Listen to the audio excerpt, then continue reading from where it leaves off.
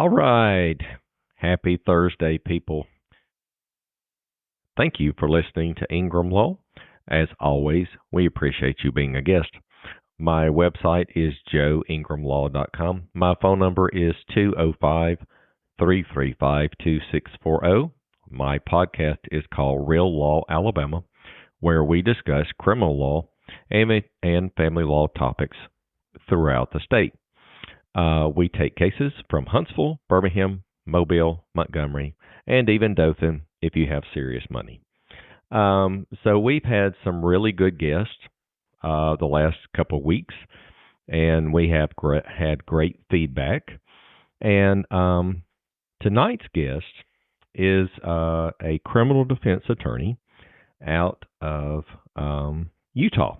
And I started following him on LinkedIn a little bit, and I was really intrigued by his resume and his credentials and things that we'll discuss tonight. And he was so gracious to do this. And so at this time, I would like to invite and introduce Mr. Joshua Barron to our podcast. Josh, you there? I'm here. Good to be with you, Joseph. Thank you. So for our listeners, it's 7:02 Central. It's 6 where you are, right? That's correct. Yeah. Okay. What's the weather like out there today? It is so dang hot. It's right around 100. It was 99 today here. So I like the South. Ours was dry, so you've got us beat. Yeah. Okay. So so you are a criminal defense attorney in Utah. And so tell the audience a little bit about your background, your education, a little bit about you, Josh. Okay.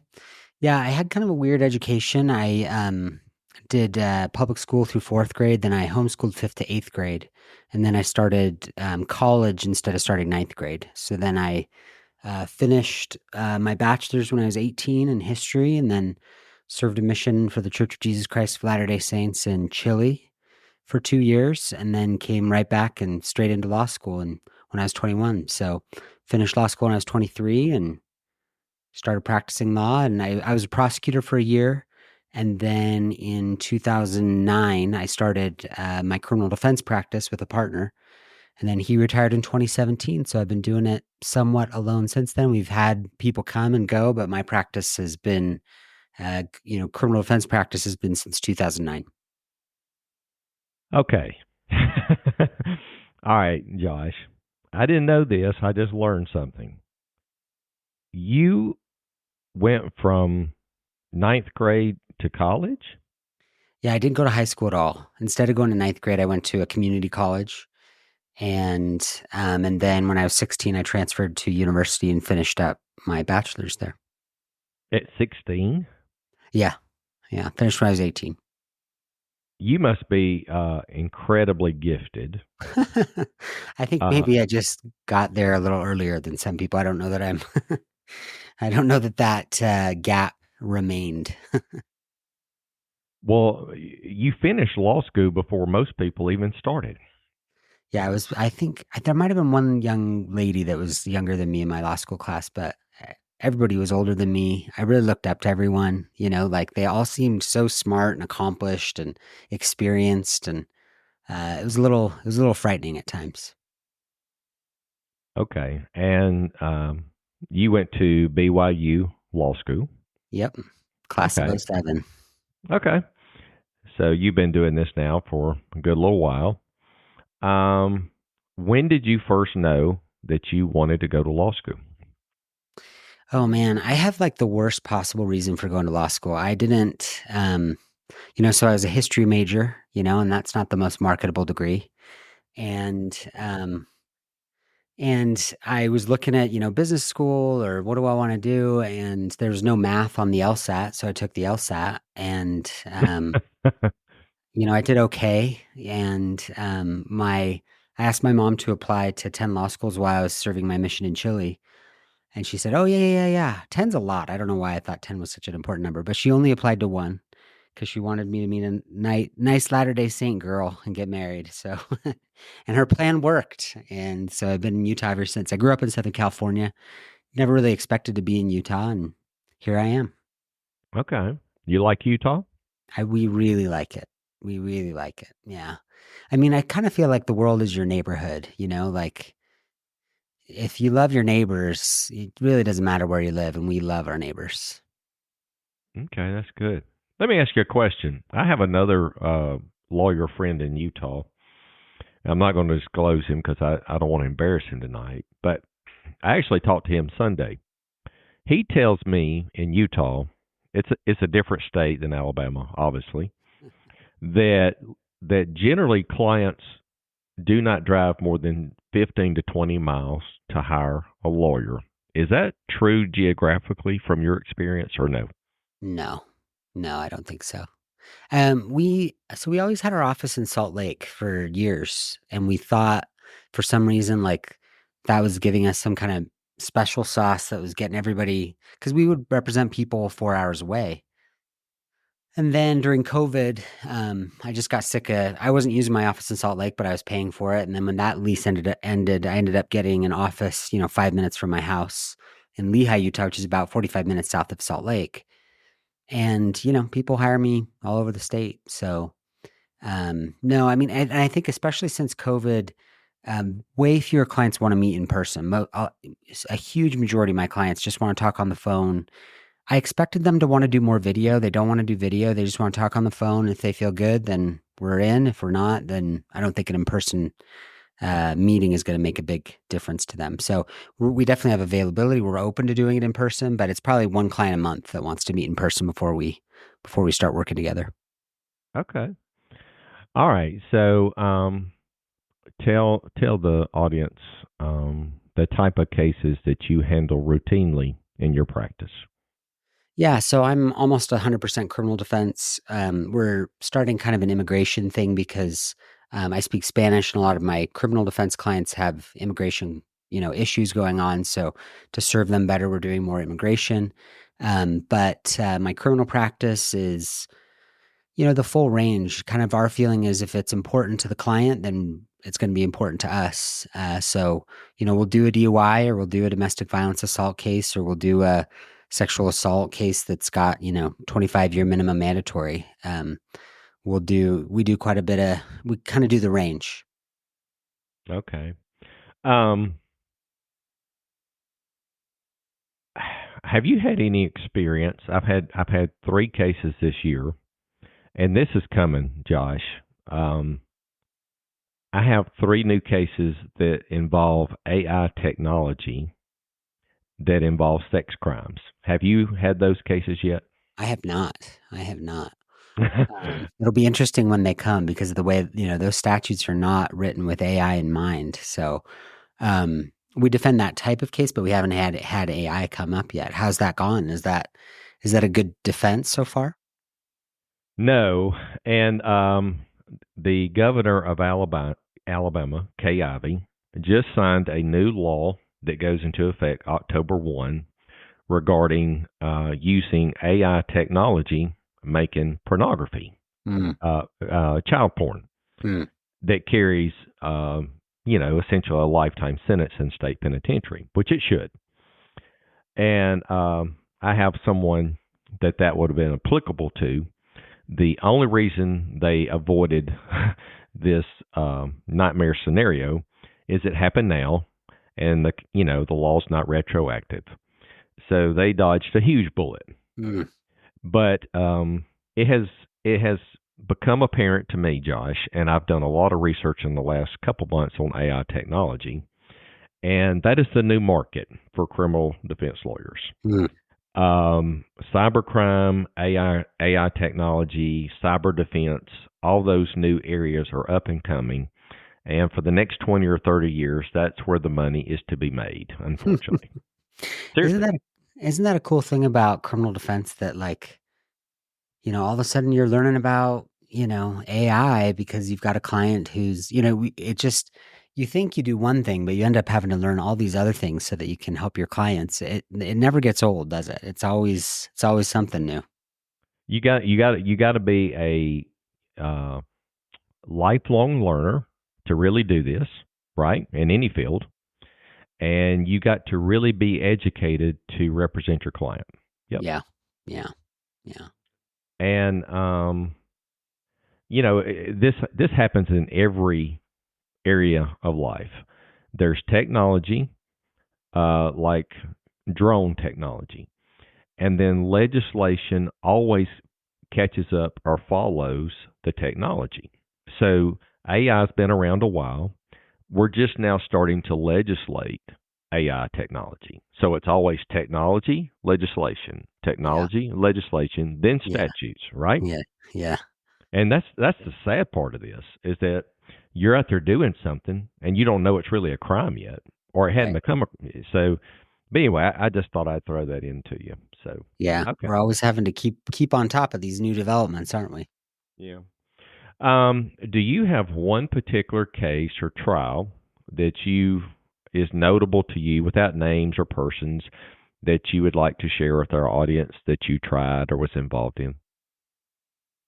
There was one that really sticks out. I had a client where most of the facts were, understood by everyone and they weren't really in dispute. My client was extremely high on meth and he had kind of gone on a rampage throughout his neighborhood and caused some damage to some vehicles and things. And he had booby trapped his apartment because he thought somebody was trying to, he was paranoid and thought people were trying to get him. And so the question in the case, he was charged with aggravated robbery because he entered a garage and kind of started pulling things down. And there's this man in there working on like a train set with his special needs adult son. And he was hitting him with the stuff that he'd pulled off the wall of this garage. And the father got a BB gun and started shooting him and tried to get him out of the garage. And eventually he did. He left. So there was really no dispute about, was he high? Did he cause damage to these vehicles? But the question was whether whether he was cognizant enough to enter this garage, And so, if he was, it was a life sentence maximum uh, charge, and if he wasn't, then it was just a bunch of charges with a maximum of 5 years in prison. And so, I mean, I kept being worried that we're missing something. Like, did the prosecutor see something I didn't see? But we ended up doing the trial, and you know, um, there was a funny moment because part of my defense was that he was so out of it, you could barely understand what he was saying. And so this guy that was in the garage, he said he came in the garage and he was yelling at us. And I was like, yeah, he was yelling. Yeah. And he was swearing at you. And he was like, yeah. And I was like, so what was he saying? And it was this really nice old man. And he was like, oh no, young man, you're not going to get me to say those words in a court of law. Like he wouldn't let me. And I spent, probably 5 minutes trying to get him to, I was like, look, we're not going to judge you. We just want to know what he said. And he just wouldn't say it. And finally, I had to admit defeat and sit down. But like the point with every witness wasn't to say that it didn't happen. The point was to say that he was so, like, he didn't seem like he was in his right mind. And we ended up winning a not guilty verdict. He, really changed his life, got substance abuse help, and just did great on probation. And as far as I know, is doing great now. And so that was just one where I just felt like that whole case turned on such a small thing, and his life turned on such a small thing. And I was so proud of him that he turned his life around after that. Let me ask you this question. So, I've had cases like that. What do you think was was it your closing? Was it your cross examination? What was it that you think the jury bought into to to to find your client not guilty when clearly he has some criminal exposure there, obviously. Right, right. Oh, and to be fair, he was convicted of all the lesser offenses. It was just this lead one that we were fighting, and so he was convicted on a bunch. He ended up not getting any jail sentence or anything, but so there were two government attorneys. One was a more junior one. She was the kind of lead attorney. And then there was a second attorney who was kind of second chairing in there to support her. He was very senior and I knew him well and had a lot of respect for him. And after the trial, when we came for sentencing, I had a chance to talk to him a little bit and I was just like, hey, I just really admire you. Do you have any thoughts for me and, any criticism or anything? And he said, he brought up the cross-examination where I tried to get the farmer guy to swear. And I said, I know, I've learned my lesson. I won't try to do that again. Uh, but he said, I think you won this case in closing.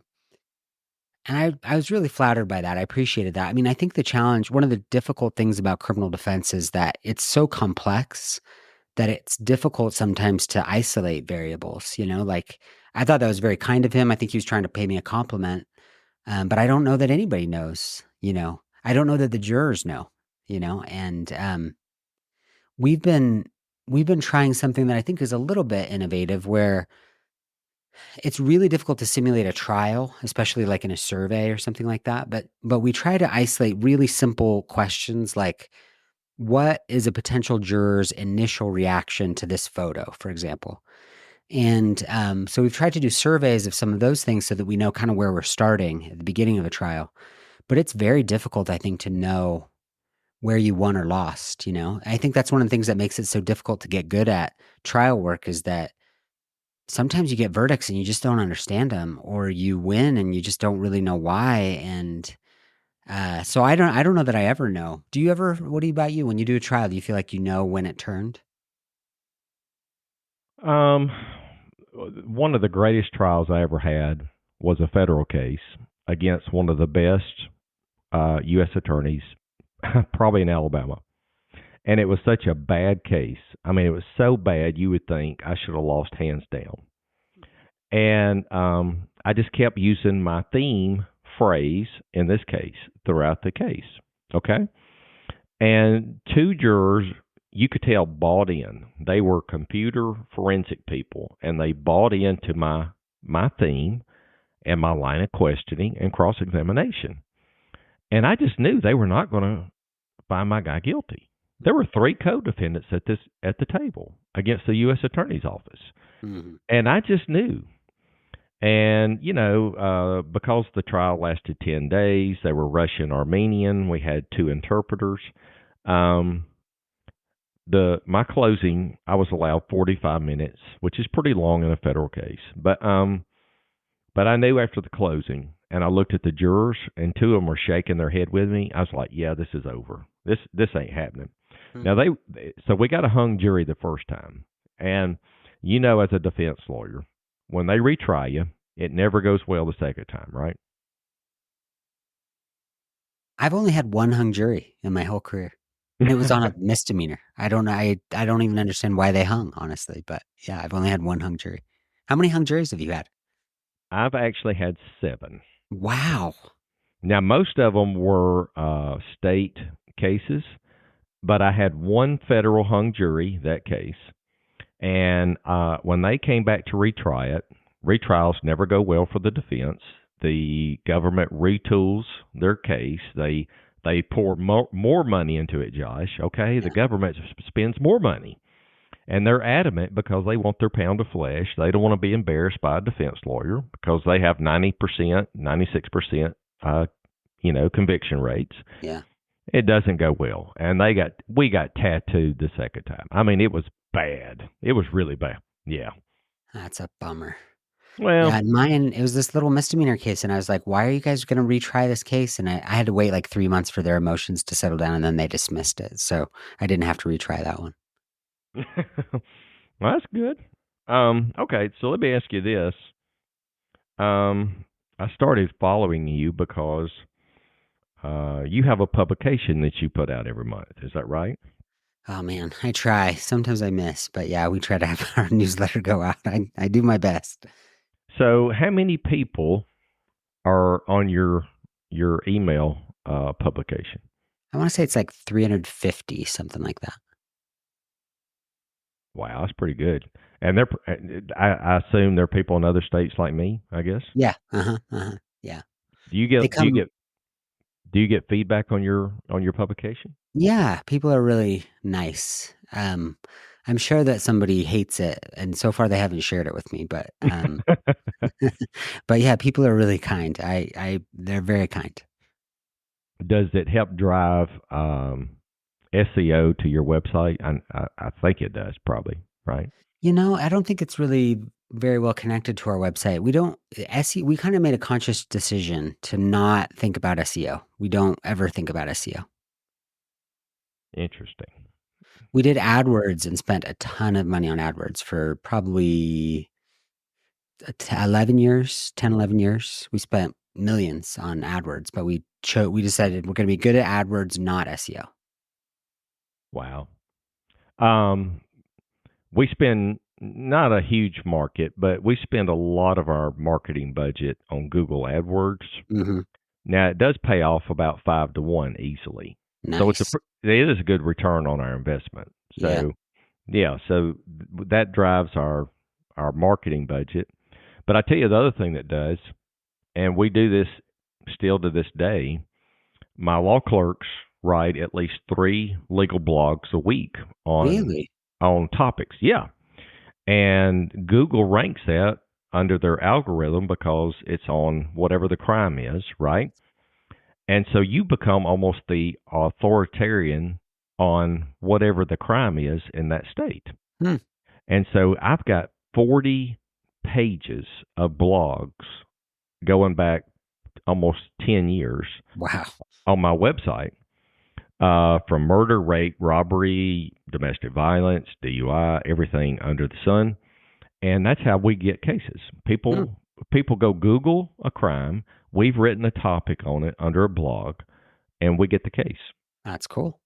I think that's choosing to be good at SEO. I mean, like, I think sometimes people think you can just pay some, you know, marketing service $1,000 a month and you're gonna, but it won't work. Like, what it takes that kind of commitment over that length of time for SEO to really pay off. Yeah, yeah. So, how much is your business now, that you get from marketing, and how much is your business from name recognition? Saying, "Okay, Josh is the one of the go-to guys if you have a case." Do you know that number yet? Yeah, we're right around 65 to 70% referrals. Um, Which I actually kind of like a month ago, I thought it was like 90%. So like I actually had to, my sense of the number was off, so we still, get a little bit from Google and from, just little small things that we do that pay off so big that we'll probably never stop doing them. But yeah, probably 65%, our referrals almost all from other lawyers, occasionally from former clients. That's really good. Yeah. So, let me ask you this: something I found out about you. You're on a judicial commission, is that correct? I think my term ended like 9 months ago, 6 months ago, something like that. I think, yeah, actually, like on December 31st, I think my term ended. So I'm not on it anymore. I was on the Judicial Nominating Commission for our judicial district. Okay, so share with my audience a little bit about that because we don't have that here in Alabama. Everybody that's a judge is elected. Explain to that because I think that's really good and it says a lot about you as a lawyer in your state. Oh, thank you. Utah has amazing judges. Every now and then there's a judge that I really don't get along with, but then I hear stories from other states and I'm like, man, we have such good judges. So the way it works in Utah, it's changed a little bit, and that's partly why my term ended. But it used to be that there was a commission that was made up of members of the bar, members of the public. The commissions have to have party parity, so you can't have all Republicans or all Democrats. And then, so the way it works is the commission receives applications for if there's a judicial vacancy, and then they give 5 names to the governor. And then the governor cannot appoint someone other than one of those 5 people for that position. And so, and I think what the change was that just started this year was instead of the bar giving people, I think they're all appointed by the governor, but it's still the same process where 5 names go to the governor. He has to pick one of those, and then they get confirmed by the Senate. And I think it just does a really good job of avoiding, people paying for their position or, you know, having to be too political. Like it really kind of insulates them in a nice way where we get really, really smart people who are doing it for the right reasons and generally stay for a fair amount of time. And I just love our nominating process for judges in Utah. So in your state, there are no elected judges. Is that what you're telling me? Yep, that's right. So you once you get appointed, then you have to stand for retention periodically. I think every 4 years, but I could be wrong about that. I don't think any judge has ever failed to be retained. Maybe there's one exception, but like, so they're not like elections where you see like ads or posters or anything like that. The Judicial Performance Evaluation Commission makes a recommendation on whether someone should be retained or not. And when someone gets a no retained recommendation, almost always they resign or retire. We had one judge that got a no retain recommendation, but then she was retained, so she's still on the bench, and I think she's doing a good job. And so, yeah, we have a really so there's enough there. So, like, if you're on the Utah Supreme Court and you're just doing crazy stuff, there's a process to remove you, and it doesn't have to go through the Utah Senate, but we screen them, I think, pretty dang well to make sure that they're stable, smart, educated people, and we just have great judges in Utah. We're very, very fortunate. Um, Here, everybody is running for election every 4 or 6 years, Josh. And I'll share this with you because you would appreciate it because you understand what I'm talking about. About 10 or 12 years ago, there was a race for the Chief Justice of the Alabama Supreme Court. Okay. The job pays $174,000 a year. That's what a Supreme Court justice makes. Why are you laughing? We got to do better. We're not That's going to all. get good people. Well, that's what it pays. But guess what they spent on this race to be the chief judge of the Alabama Supreme Court in Alabama? Oh Just my. Millions, probably. $12 million. Oh my goodness. What does that tell Where's you that all about? coming from? Goodness. Huh? Where's all that money coming from? Well, you tell me. Big business. Yeah. The lobbyists, the plaintiff lawyers. I mean, $12 million for a seat that pays $174,000 a year. Well, I mean, like if you think about it, like our governor makes maybe slightly more than that, but yeah, it's a multi-million-dollar race when it's an open seat. Our United States Senate, what does a senator make these days? Like 250,000 and, tens of millions of dollars for one of those races. So, but yeah, you'd wish that the judiciary wouldn't be that political. You'd hope. Yeah. Uh, I'm going to be careful what I say, but I live here. But anyway, I just thought you'd get a kick out of that from Yeah, another state. that's interesting. Yeah. Okay. So, did you learn Spanish in college or in high school, or is that something you picked up as a trade in your business? How did you do that? So I lived in Chile for 2 years serving a mission. Both my parents speak Spanish. My dad from a mission, my mom from college. When they didn't want us to understand as kids, they'd speak Spanish to each other. And we often had Spanish speakers who lived in our house.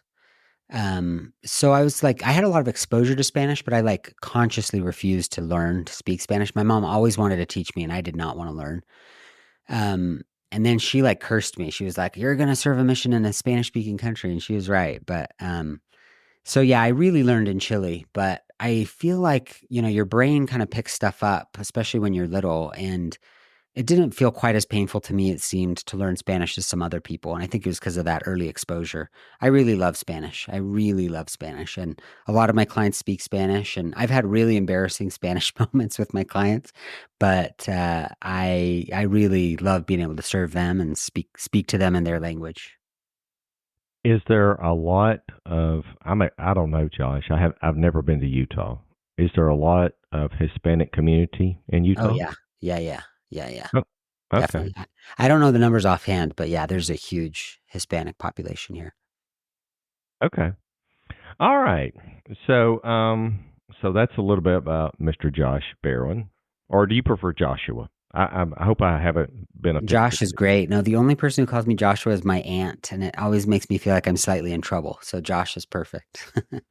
Yeah. My given name is Joseph, and the only person that used to call me Joseph was my grandmother, And when she called me Joseph, I knew I was in trouble. Yep. Everybody just calls me Joe. So Yeah. Yep. anyway, Same for me. Same for me. okay. So this is where we kind of, go to the lightning round a little bit, and we humanize you. We have a little fun, and none of these questions are gotcha questions. It's just to find out a little bit, Josh, as a person behind being the lawyer every day in a suit. So the first question that I told you I was going to ask you, we're both history buffs. We both have history degrees. I have a master's in history and political science. Oh, wow. Um, what is one person, historical figure, that you would either like to have dinner with or would like to interview now? I really would love to meet C.S. Lewis. I love C.S. Lewis. Mm. The Lion, the Witch, and the Wardrobe might be my favorite book. I love that book. Love it.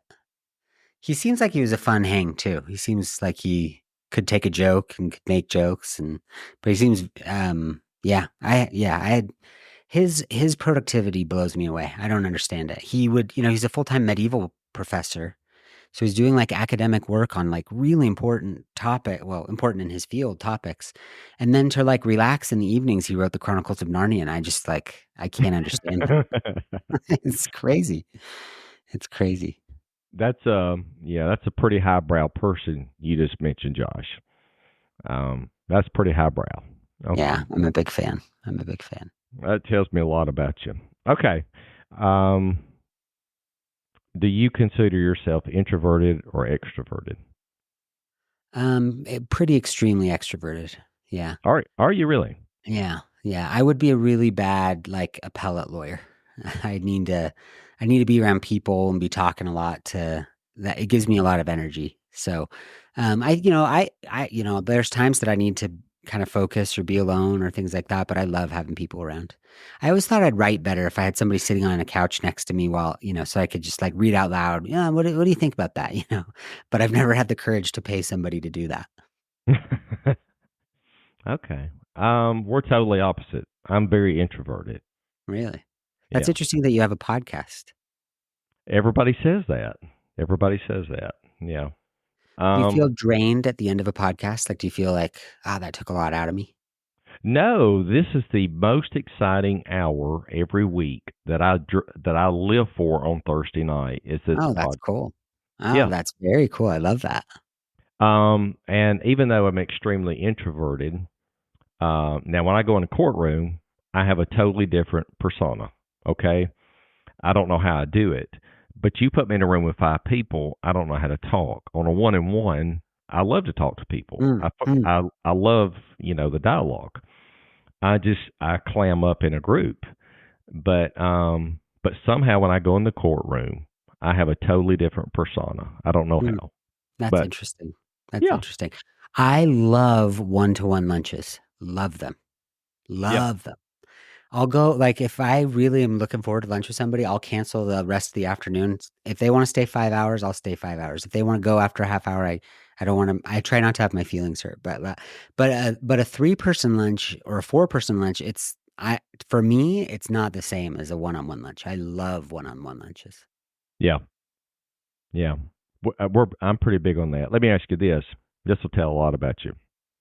Do you turn your phone over and put it on silent and not look at it? During lunch. Yeah. Yeah, I not 100% of the time, but I really try to. And it's one of the reasons that I kind of hate having an Apple Watch. My Apple Watch doesn't notify me anymore if I get a text because it's like, I don't need more notifications. But sometimes if I get a phone call, it'll bug me. But yeah, if I'm at lunch with somebody, I really try to, be in do not disturb and like, this is the most important thing we're going to do right now. I love Yeah. lunch. When I do a lunch with somebody like that, I put the phone on silent, I turn it over, I make an agreement with them. I'm totally engaged in you because you've given me your time and I'm going to do this.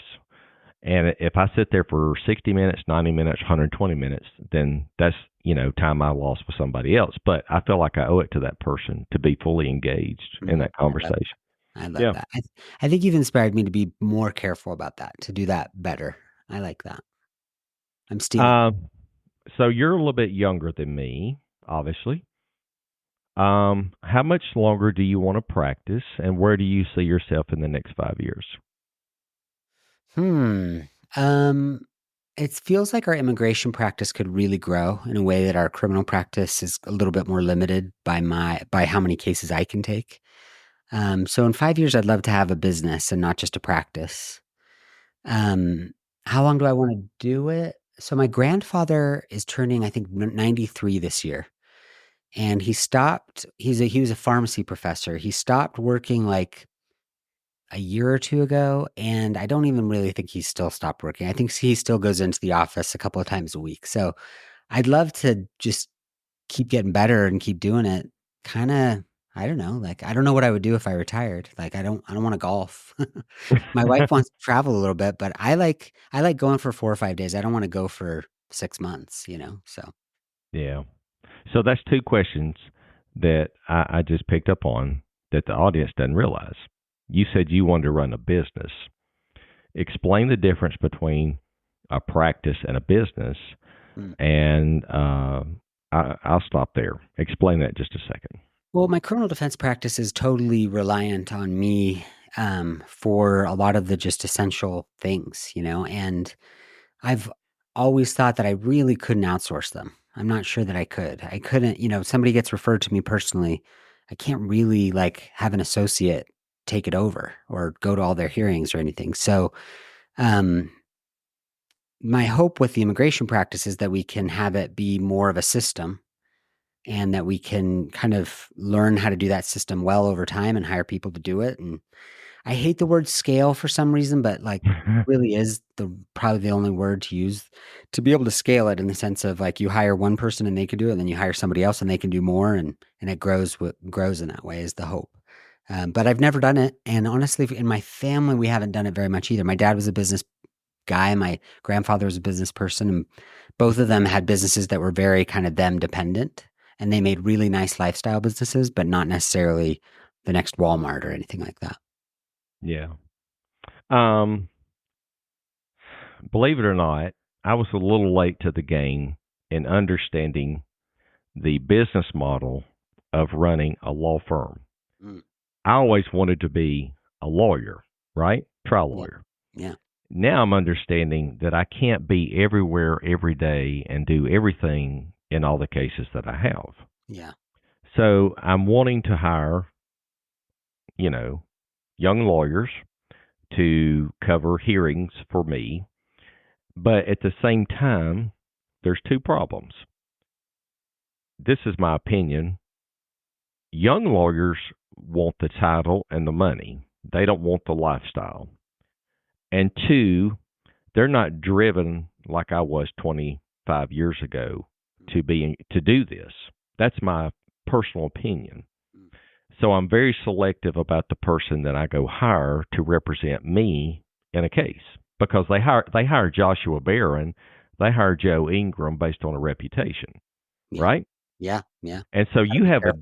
you have a duty in a criminal case that you're going to show up and try that case. I heard you say that. I heard you say that earlier, Yeah, right? yeah, it's true. Yeah, So that's they didn't hire a firm, they didn't hire a company, they hired me. yeah. And so somebody may go cover a suppression hearing or argue a motion or go to a docket call. But when it comes time to strike the jury and sit in the chair and do the examination, cross examination, open and close, they expect to hire, they want the person that they hired to sit there and do that. That's Yeah, my opinion. Yeah. yeah. Yeah. Yeah. And when they're making the crucial decision, like, are we going to take this plea bargain or are we going to run this risk? Like, I don't think they want some associate. I think they feel like they have a relationship with me, and I want to earn that trust, you know? Yeah. All right. Let me ask you this. You went to BYU, you've done missionary work, you're a successful lawyer.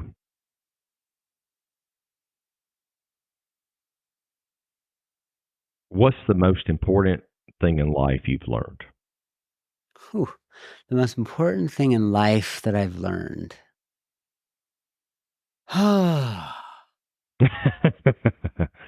Oh man. I mean, like a couple that come to mind are like if you do the first things first, like the other things kind of take care of themselves. And parenting is way harder than I thought it was going to be. Those are the two that come to mind. Okay. What are you most proudest of at this point in your life? Oh man, proudest of. Um, I we've had some funerals lately in our neighborhood of people who passed away somewhat unexpectedly. And funerals are hard for me because it's very egotistical of me, but I sit there and when they say nice things about the person who's passed away, I think, would my kids say that about me? Would my friends say that about me? Um, Honestly, because I went to college so early, I kind of thought I'd have like 2 Nobel Prizes by the time I turned 30, And so I've been a little bit of an educational disappointment since then, but um, something I'm really proud of is I think I try to be a really good friend. And friendship has been a real surprise to me. Like I love lunch, I love going to lunch with people, and maybe we don't hang out every day, but every 2 or 3 months we'll go to lunch and it feels like we're just picking up the conversation from the last time, and it's just so fun to be together. So I think I try to be a good friend. I think and obviously there's friendship and my wife and I are friends and my kids and I are friends sometimes. And, my parents and I are friends. And so friendship has been it's weird to be proud of friendship, I guess, but I'm kind of proud of being a pretty good friend. Well, that's a very good trait. That's very good. Still What is working on it though. I'll get better. do what now? I said I'm still working on that trait though. I'll get better at it. How old are you, Josh? 41. Okay, I got 13 years on you. I'm a little bit older. I'm looking at life on the downside now. Okay. Um, just a couple more questions. Just humor me here. You're doing really great, and I appreciate your time. Yeah, no. This is my Um, favorite thing to do. I'm happy to stay as long as you like. what is something? What is something people would be surprised to know about you? Um, my favorite band is Rage Against the Machine. I love Okay. Rage Against the Machine. I love them. There's nothing wrong with that. Yeah. Does it not I've fit had your Does it not fit your profile?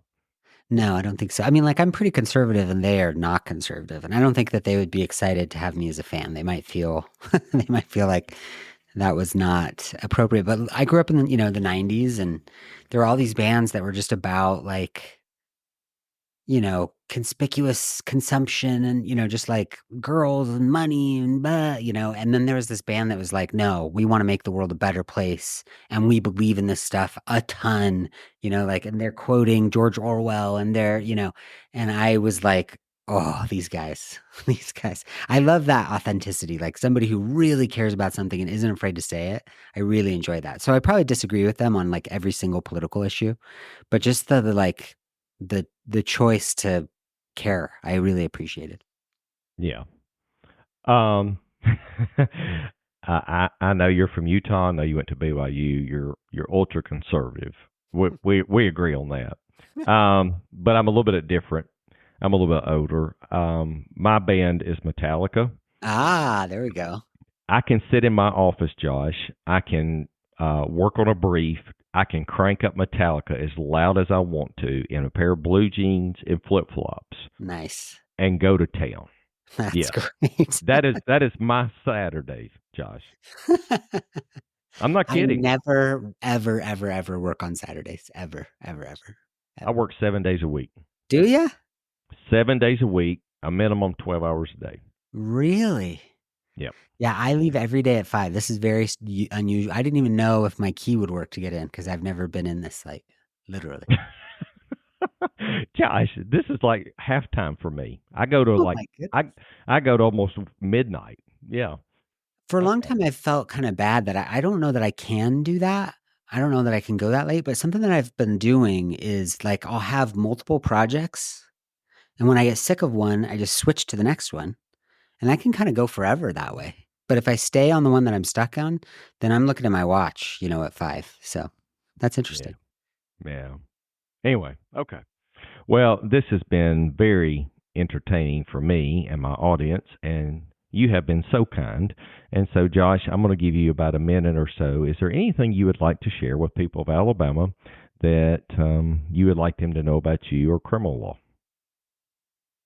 Let's see. I have a short story. So Okay. my oldest wasn't always on the right side of the law growing up. And one time I was out visiting with some neighbors and I looked up and there was a police car in my driveway. And so I was like, hang on. And I just like jogged back to my house and I go inside and my son is in my little office that's right off our entryway talking to this police officer totally alone. And I was like, Brittany, call my wife. Where are you? And she came out, what? I was like, what is happening? And she's like, they had some questions for him. I was like, no, like, no. So I go in there and I'm like, okay, well, thanks so much. We're all done here, like, um, so anyway, when I talk to my clients and they have, said some incriminating things to police officers, I tell them that story to say, even the son of a criminal defense lawyer who I've told him so many times not to talk to the police unless I'm there, still talks to the police without me there. But I just wish people would use their right to remain silent and get their lawyer or get somebody or just be silent because it's so risky, like that story ended up with not having a terrible ending, but like sometimes it doesn't. So I would just say you got the right to remain silent. Use it, even though it's really hard to. Yeah. There's an innate ability people want to explain things away, Josh. Right. I feel it myself. I've had to talk to police where they were kind of investigating something, and I think, should I call my lawyer friends or should I just? And I think I can answer this. And as Lincoln said, if you've got yourself for a client, you're a fool. Like this is not good. But yeah, so I guess that's my advice to my non-clients is just the police aren't. You don't know that they're there to help you. They may have questions that are going to hurt you. Yeah. Okay. So, this has been Real Law Alabama. My website is joeingramlaw.com. My phone number is 205-335-2640. We handle cases in family law and criminal law. We take cases from Huntsville, Birmingham, Montgomery, Mobile, and even the Dothan ever if you have serious money. Tonight's guest was Joshua Berrien. He is a criminal defense lawyer in Eutaw, Alabama, and you can check him out on LinkedIn or Google him, and he will be there, and he's a good resource. Josh, thank you for your time, and we hope you enjoyed it. This was so fun, Joe. Thanks for having me. All right, as we always say, take care of yourself and each other, and have a good night. No representation is made that the quality of the legal services to be performed is greater than the quality of legal services performed by other lawyers.